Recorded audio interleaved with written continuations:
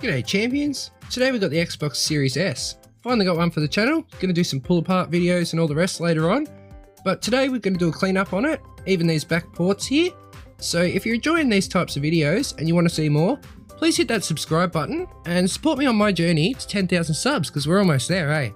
But aside from that, grab a brush. Just those household brush and pan brushes is all we're gonna start with. As you can see, it's really good there at just getting inside those little holes. And we're just going to give it a good brush off everywhere. Any excess dust, anything stuck in the holes, use this brush. It's got those really stiff bristles, and we're going to use it to get down in all the little holes and spots and things like that. Be a bit gentle on these back ports, but yeah, it's really going to do a good job of cleaning the most of the dust out for you and loosening up a lot of the dust for these later steps we've got. Next one is going to be the vacuum cleaner. You can do a combination of these steps. You can leave them out too if you don't want to do them, don't feel safe, don't have any of the equipment. But you can use the vacuum cleaner next, or start with the vacuum cleaner. That there is going to pull out all the dust from the machine. So in my opinion, probably the most effective. I've had some people disagree and say that you shouldn't use one, but yet to hear any horror stories of it. Otherwise, we've got the little rocket ship here. Always leave a link to that below. That's my Amazon affiliate link for anyone that's wondering. It does help support the cause.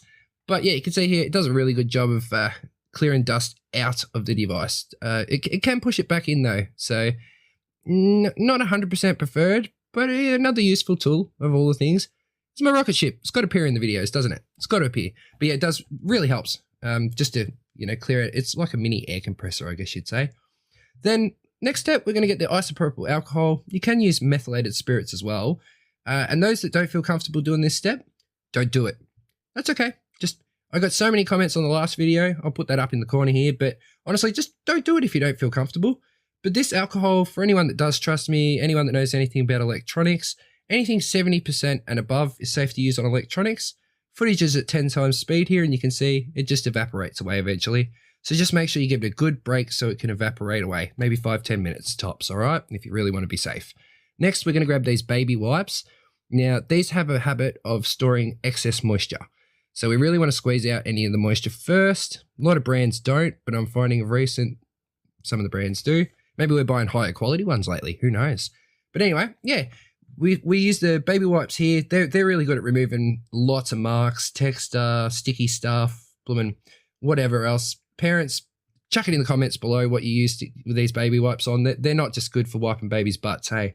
But aside from that, really, really good to just give this a final clean over, bit of a wipe up. Then as you can see, this is a unit here. I must admit, this one's a brand new one, so it's going to look great anyway. But you can check out my other videos in a playlist that I'm going to link just on the side here. I've got heaps of Xbox cleaning stuff now, and we're only going to be doing more. So make sure to subscribe. And otherwise, thanks for watching, champions.